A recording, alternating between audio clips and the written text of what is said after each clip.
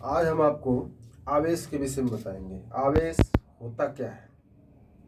जैसा कि हम लोग जानते हैं कि हर एक कण, पदार्थ या कोई वस्तु हो, उसका अपना अपना कुछ न कुछ गुण होता है। जैसे ये मार्कर है, इसके भी कई गुण हैं।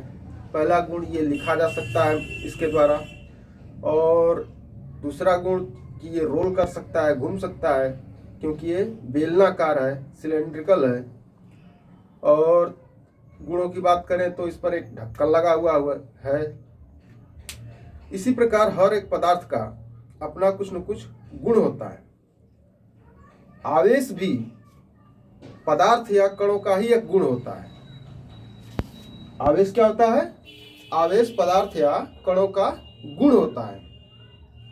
अब जैसे हमने बताया कि इसके सिलेंड्रिकल होने के कारण ये क्या हो सकता है? रोल कर सकता है, घूम सकता है, या इसमें नीब लगे होने के कारण इसको हम लिख सकते हैं। तो उसी तरह से अगर पदार्थ या कणों पर आवेश अगर हो तो उसका भी एक आपको लाभ मिलता है, या उसका एक आपको प्रतिक्रिया देखने को मिलती है। अगर पदार्थ या कण एक दूसरे को आकर्षित कर रहे हैं या प्रतिकर्षित कर रहे हैं, तो इसका अर्थ ये हुआ कि वो उन पदार्थ या कणों पर आवेश है। इसका अर्थ ये है कि आवेश के कारण पदार्थ या कण एक दूसरे को क्या करते हैं? आकर्षित या प्रतिकर्षित करते हैं। अब आवेश के कारण जो आकर्षण या प्रतिकर्षण होगा उसको नाम दिया गया वैद्युत बल, अर्थात फोर्स ऑफ अट्रैक्शन जो लग रहा है या फोर्स ऑफ रिपल्सन जो लग रहा है, उस बल को जो आवेश के कारण उत्पन्न हो रहा है उस बल को वैद्युत बल नाम दिया गया। अब चूंकि दो प्रकार के बल लग रहे हैं, आवेश के कारण जो आकर्षण या प्रतिकर्षण हो रहा है, ये दो प्रकार का, एक अट्रैक्शन और दूसरा रिपल्सन हो रहा है। इस आधार पर हम कह सकते हैं कि आवेश भी दो प्रकार के होते हैं। अब आवेश दो प्रकार के होते हैं, जैसा कि आप कक्षा 9 से ही पढ़ते चले आ रहे हैं कि आवेश दो प्रकार के हैं, धन आवेश और ऋण आवेश। तो उनके विभाजन का कारण यानी उनके वर्गीकरण का कारण जो है क्या है? Force of repulsion and force of attraction. आकर्षण और प्रतिकर्षण दो प्रकार का बल लग रहा है, इसलिए आवेश दो प्रकार के हुए। अब आवेश दो प्रकार के हैं, धन आवेश और ऋण आवेश। अब बात आती है कि ये आवेश हुआ कहां से, आया कहां से ये आवेश? तो जैसा कि हम लोग जानते हैं कि हर पदार्थ के कण या अणु परमाणुओं से मिलकर बने होते हैं, और परमाणु में 3 मूल कण पाए जाते हैं, जिसके विषय में आप पिछली कक्षाओं में पढ़ चुके हैं। 3 मूल कण कौन से होते हैं? एक होता है इलेक्ट्रॉन, दूसरा प्रोटॉन और तीसरा न्यूट्रॉन। इन 3 मूल कणों में जो तीसरा कण है न्यूट्रॉन, वो आवेश रहित है, उस पर कोई आवेश नहीं है। और जो दो कण यानी इलेक्ट्रॉन और प्रोटॉन, इन पर आवेश है। इलेक्ट्रॉन पर जो आवेश है उसको माना गया कि वो ऋण आवेश है, माना गया है। और उसी प्रकार से जो प्रोटॉन पर आवेश है उसको धन आवेश माना गया है। अब इन पर आवेश कहां से आया? तो ये प्राकृतिक है। इलेक्ट्रॉन और प्रोटॉन पर जो आवेश है वो क्या है? प्राकृतिक है।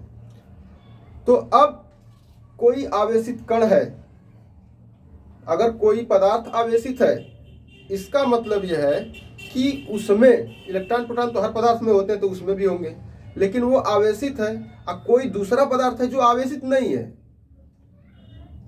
चूंकि वो पदार्थ है तो उसमें भी अणु परमाणु है, तो वो क्यों आवेशित नहीं है? तो उसका कारण है, जैसा कि हमने आप पिछली कक्षा में भी जानते हैं कि इलेक्ट्रॉन पर जो आवेश, जितना आवेश होता है, जितनी मात्रा में आवेश होता है, उतना ही मात्रा प्रोटॉन पर होती है आवेश की मात्रा। अब अगर मान लीजिए कि हाइड्रोजन परमाणु की अगर बात करें, तो हाइड्रोजन परमाणु में एक इलेक्ट्रॉन होता है और एक प्रोटॉन होता है। तो एक इलेक्ट्रॉन का आवेश -1.6 गुणे 10⁻⁻19 कूलम होता है, और एक प्रोटॉन पर आवेश +1.6 गुणे 10⁻⁻19 कूलम होता है। अगर हाइड्रोजन परमाणु पर टोटल आवेश की बात करें तो दोनों आवेशों को क्या कर देंगे, जोड़ देंगे, तो नेट आवेश कितना मिलेगा, 0। इसका मतलब ये हुआ कि हाइड्रोजन परमाणु आवेश रहित है। क्यों आवेश रहित है, क्योंकि इस पर इलेक्ट्रॉन और प्रोटॉन की संख्या बराबर है, जिसके कारण हाइड्रोजन परमाणु पर नेट ऋण आवेश और नेट धन आवेश दोनों क्या हो जा रहे हैं, बराबर हो जा रहे हैं। तो टोटल आवेश हमारा क्या मिलेगा, 0। उसी प्रकार से हीलियम परमाणु की बात करें तो हीलियम परमाणु में भी हम देखते हैं कि इसका परमाणु क्रमांक 2 है। इसका मतलब यह हुआ कि हीलियम के परमाणु में 2 प्रोटॉन होंगे और 2 इलेक्ट्रॉन होंगे। तो 2 प्रोटॉनों का धनावेश धन 3.2 गुणे 10 पे घात -19 हो जाएगा और इलेक्ट्रॉन का आवेश उतना ही हो जाएगा, क्योंकि बराबर मात्रा में इलेक्ट्रॉन और प्रोटॉन को आवेश होते हैं। तो -3.2 गुणे 10 पे घात -19 हो जाएगा। अब नेट आवेश निकालेंगे तो -3.2 गुणे 10 पे घात -19 कूलाम और धन 3.2 गुणे 10 पे घात -19 कूलाम। नेट आवेश क्या मिलेगा, 0।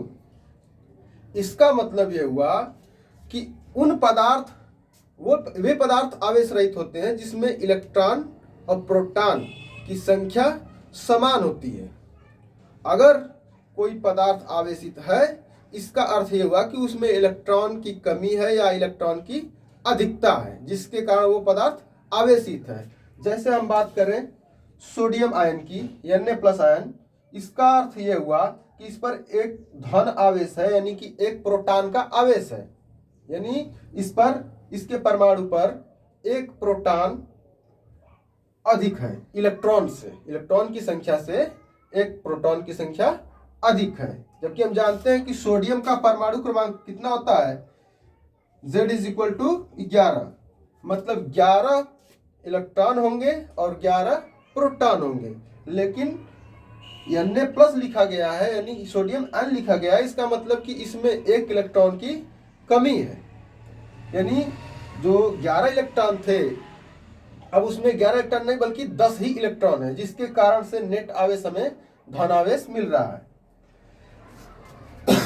उसी प्रकार से मैग्नीशियम आयन की बात करें, Mg++ या Mg2+ आयन, तो इसका मतलब इस पर 2 प्रोटॉन अधिक हैं। इसका दूसरा अर्थ हम ये भी निकाल सकते हैं कि इसमें 2 इलेक्ट्रॉन की कमी है। ये सामान्य तौर पर जो धनावेश होता है, जिसको प्रोटॉन कहते हैं, वो नाभिक में स्थित होता है और प्रोटॉन को नाभिक से निकालना आसान प्रक्रिया नहीं है या निकाला नहीं जा सकता उसको। जो इलेक्ट्रॉन होते हैं वो परमाणु में नाभिक के चारों ओर चक्कर लगाते रहते हैं, उनको निकालना आसान है। इसलिए अगर मान लीजिए कोई परमाणु धनावेशित है तो इसका मतलब यह है कि उससे इलेक्ट्रॉन को निकाल दिया गया है, और कोई परमाणु पर नेगेटिव आवेश ज्यादा है, इसका मतलब यह है कि उस पर अधिक इलेक्ट्रॉन कहीं बाहर से उसको दे दिया गया है। चूंकि न्यूक्लियस से बंधे होते हैं प्रोटॉन, उसको निकालना या डालना आसान नहीं है, या ये एक आसान प्रक्रिया नहीं है, या ये नहीं हो सकता। और इलेक्ट्रॉन चूंकि न्यूक्लियस का चक्कर लगाते हैं, उनको निकाला जा सकता है वैज्ञानिक विधि द्वारा। तो इसका मतलब ये हुआ कि किसी भी पदार्थ को ऋणावेशित या धनावेशित हम कर सकते हैं, उनको इलेक्ट्रॉन देकर या उनसे इलेक्ट्रॉन लेकर। धन्यवाद।